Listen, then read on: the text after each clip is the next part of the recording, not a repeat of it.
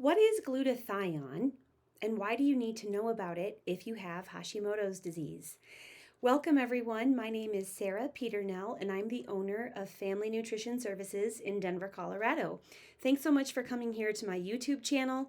Today I'm answering the question about glutathione, the master antioxidant, and why you need it if you have Hashimoto's. So first of all, you've probably heard me talk about some other powerful antioxidants in some other videos that I've done.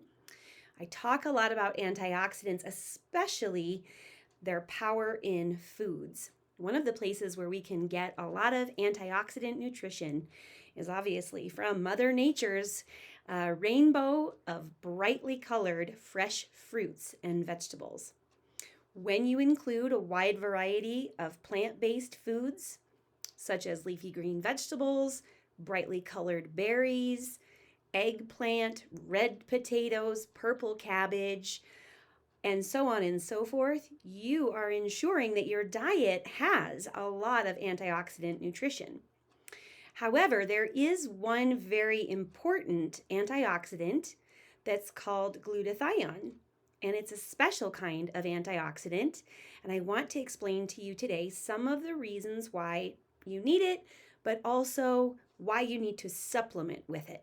So it's really important that you have a diet rich in antioxidant foods. But let's talk a little bit about glutathione and what it does.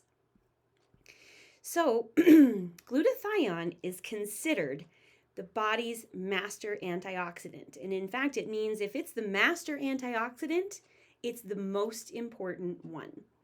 The thing that we know from research about glutathione is that it has the ability to dampen autoimmune disease processes, including inflammatory processes, and it can lower antibodies and reduce your risk of developing secondary or tertiary autoimmune diseases in addition to Hashimoto's. So one thing that we do know is that polyautoimmunity often is the case for many people who have Hashimoto's. You may have Hashimoto's and celiac disease like I do, or Hashimoto's and MS, or Hashimoto's and rheumatoid arthritis, or other autoimmune diseases. So this master antioxidant is actually a partner in our journey to remission with our autoimmune disease. So it's really important. So stay tuned and listen to why. So glutathione protects cells from what we call free radical damage. Now, free radical damage sounds like, maybe some kind of cool buzzword from the 1980s, but free radical damage is basically what happens when there are toxins, such as maybe heavy metals, toxins from the environment, or even internally created toxins that are byproducts of the immune system, or from stress, or from hormones. These free radicals damage cells. And so because it's pretty hard in the world that we live in today to really avoid free radicals, we need to ensure that our body is well equipped to deal with these types of toxins and the damage from free radicals. So glutathione works by protecting the energy producing component of each and every cell in your body. This is called the mitochondria. Think back to high school biology when you were studying the cell and remember the powerhouse, right? So I remember it was kind of like a squiggly little line inside of a bean-shaped organelle. This is the mitochondria, and it's really important because it's where all of the energy production takes place at the cellular level. And so glutathione, as a powerful master antioxidant working against the free radicals in your body, is specifically working to protect that part of your cell.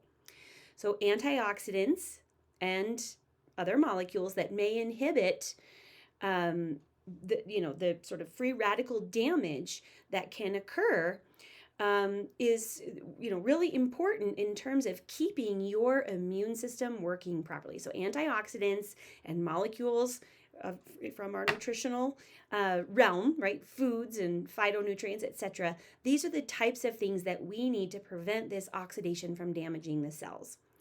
So hopefully that makes sense, because what I want to try to do is take maybe a complex biochemical scientific concept and make it really achievable for most people to employ this information into their health plan.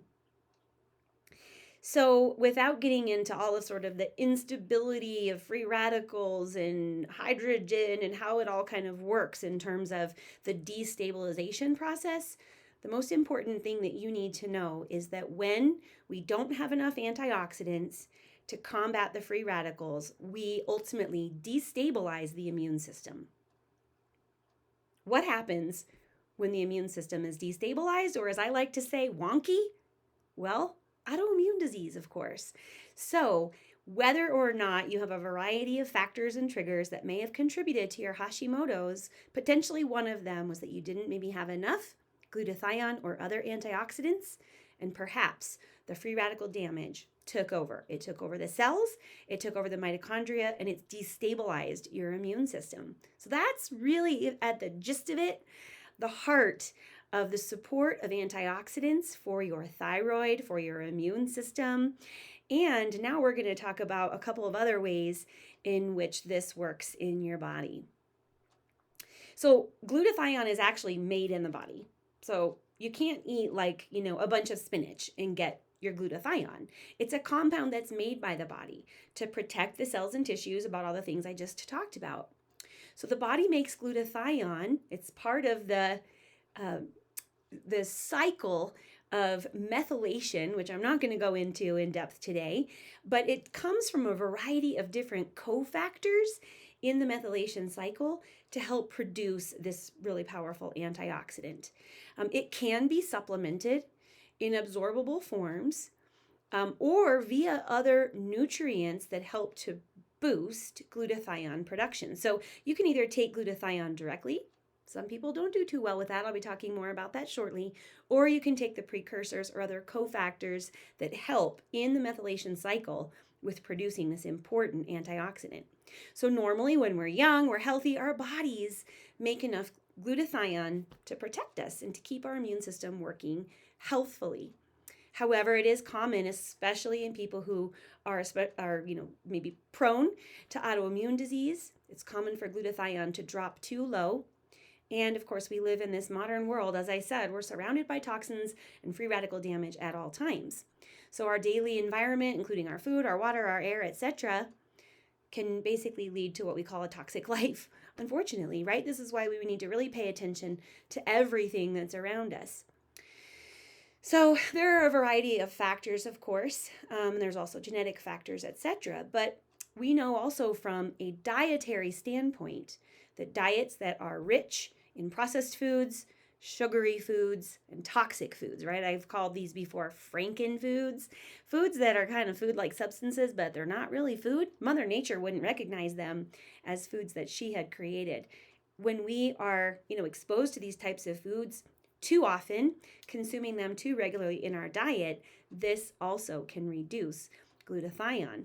So what happens in sort of our modern world, surrounded by toxins, basically a diet that is not always health supportive, is that we ultimately rapidly age or rapidly deplete our glutathione levels before it's time. So older generations perhaps faced by fewer toxins, faced by fewer of these challenges in their environment and in their foods, they didn't have to worry about depleted glutathione levels until they were well into their senior years. Today, we're starting to think more about how we can boost glutathione levels in people as young as in their 20s and 30s. And certainly for people in their 40s and 50s and 60s who really want to age beautifully, age gracefully, age healthfully, and have the best years ahead of them, even if they're living with something like an autoimmune condition. So if your glutathione level is decreased, what can happen? Well, you're more vulnerable to developing autoimmune disease and having a wonky immune system. I already explained that. But other things can also arise, such as chronic pain, chemical sensitivities, poor detoxification, leaky gut, other immune-related disorders, chronic infections, so on and so forth. The list is actually really long.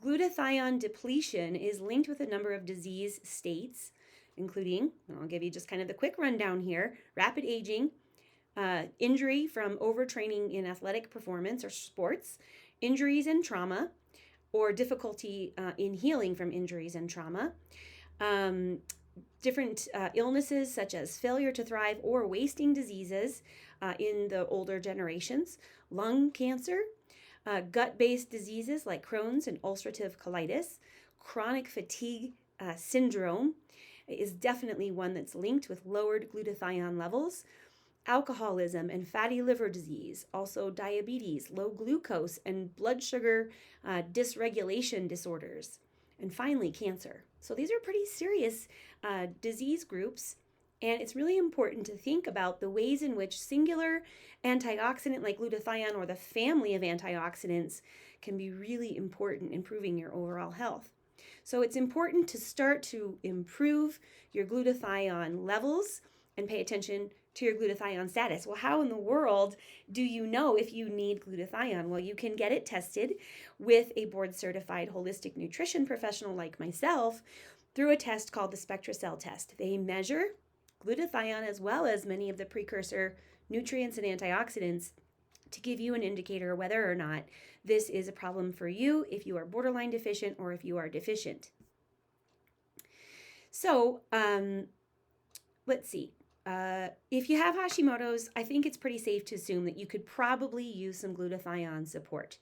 Mainly, there are things that you can do from a dietary standpoint. That means to obviously consume a health-supportive, whole foods-based, gluten-free diet with as many fruits and vegetables from brightly colored fresh produce as possible. And also to avoid other inflammatory foods and substances such as caffeine, alcohol, and sugar. Just by doing that, you have the ability naturally to boost your own levels of glutathione without really needing a supplement. But there are still reasons why a person would still need to supplement. Research shows, again, that poor glutathione status in autoimmune Hashimoto's. And so an effective approach to fixing this is to start to boost the nutrients that help your body to produce glutathione and also to take glutathione as a standalone supplement. So I work very closely with the clients that I see in my office to first understand their symptoms as it pertains to Hashimoto's and autoimmune disease and inflammatory processes in the body, and to determine if they would be a good candidate for supplementing with glutathione.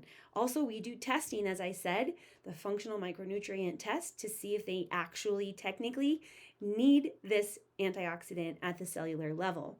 And then we work to look at the total picture of what is missing in terms of rebuilding glutathione naturally in the body.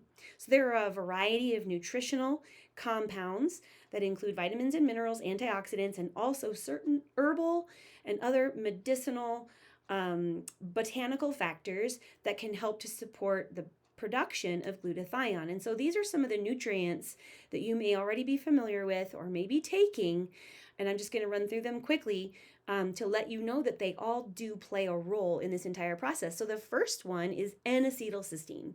It's a funny name. We call it NAC for short, and it is one of the precursor nutrients as an amino acid that quickly metabolizes into intracellular glutathione. So N-Acetyl Cysteine, if you've ever supplemented with that, then that can be something that you have done to help boost your own glutathione status.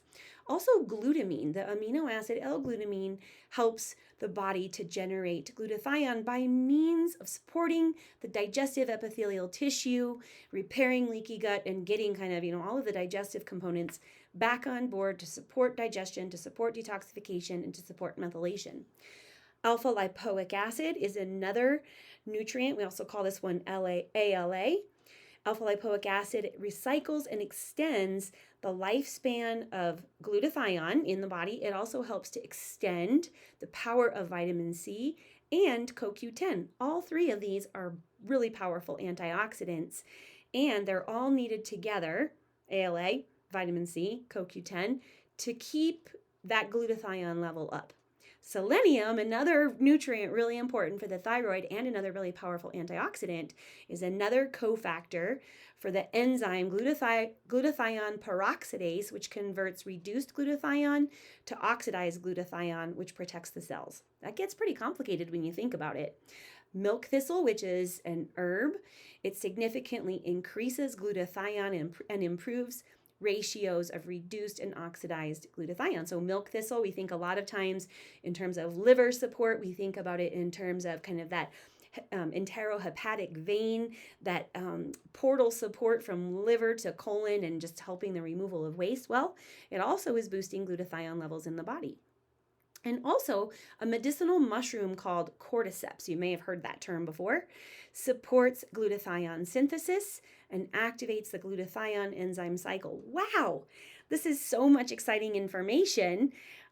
These nutrients, together or alone, in sort of synergy with a healthy diet and all of the components of, kind of diet, lifestyle, movement, detoxification practices, etc., really ensure that your glutathione levels are going to be healthy and that you are supporting your immune system and potentially reversing that wonky immune system. So, are there supplements that you can take just to kind of bypass some of these really complex, enzymatic processes and cofactors, etc.? Well, yeah, there's a lot of products that I love and recommend, in fact, for glutathione support. But not everybody does well just starting out on glutathione. In fact, it can make some people not feel so good. So I wanted to make sure I mention that in today's video. I've had clients who've gone for maybe an intravenous glutathione, or maybe they've started taking a glutathione supplement, and their bodies were not ready to deal with a higher level of glutathione compared to where they were previously, and they may have noticed that they felt a sense of anxiety. They may have felt some nervous system disruption. They may have felt an increase in inflammation, or even gone through an autoimmune flare because they were pushing the glutathione through that methylation process just a little bit too aggressively. So I've found that people generally can start out with a very, very low dose of glutathione, not to mention some of those other cofactor nutrients that we talked about on top of a healthy diet, to just kind of get the process moving. We don't need to go from 0 to 100. What we want to do is just slowly kind of ramp up and build remember, your body produces glutathione. We want to support that process and let your body do most of the work. So it's really important also to know, because we're talking about the immune system, that in order to really support the role of glutathione for your immune system, you have to have adequate vitamin D stores. I know, right? I mean, who knew? All of these relationships between these amazing synergistic vitamins. If you have low vitamin D status, there's not a lot that optimal levels of glutathione can do for you, because it needs to have ample vitamin D both in the blood serum and at the intracellular level to help really kind of create that synergistic immune system response in the body. Okay, let's see. I'm going through my notes here. Some people who are super sensitive ducks, as I was just saying a moment ago, people who find, oh my gosh, I took glutathione once, I never want to take it again, it made me feel really weird, they may be good candidates for a liposomal glutathione cream. I am a huge proponent of this, where the body can actually absorb glutathione through the skin. There's a product that's made by Apex Energetics, and I've used it for years and years. It's called OxyCell and Super OxyCell, and this is a really great product that can help to start to allow your body to rebuild glutathione naturally. Let's see. There's also the types of capsules with glutathione that come in basically like kind of a special little package, so that the glutathione is not disturbed or disrupted in the intestinal tract, and it can be effectively absorbed and assimilated. What happens a lot of times with glutathione, because it's an antioxidant and it's just so volatile, is that certain types of supplements, by the time it hits the hydrochloric acid in your stomach, boom, what an expensive supplement for it not to be fully utilized. So you want to make sure that if you are going to use a glutathione supplement, you're using one that's in a capsule that can withstand the digestive tract and the stomach, and that it can actually get where it needs to go in the body. So I've just talked a ton about all of the amazing benefits of glutathione, how your body makes it. I've talked about how it's part of the antioxidant family, about how it supports healthy immune system, and how there are many, many cofactors of other vitamins and minerals, not to mention all of the healthy foods that we need and the healthy lifestyle practices that help us to maintain good glutathione levels in the body. But it is also to your benefit to know that you can supplement with glutathione, or as a next best option, you can supplement with N-Acetyl Cysteine, NAC. I generally recommend 600 milligrams 2 or 3 times per day, but it's advisable that you speak to your prescribing or primary care physician or your endocrinologist to make sure that this is something that will work for you with your individualized health. Or you can work with me, board certified in holistic nutrition, to customize a supplement plan, a nutrient plan, and a food plan based on all of your individualized nutrition needs. Thank you so much for watching today's video. I hope you'll come back for more soon. And remember to like and subscribe. Take care.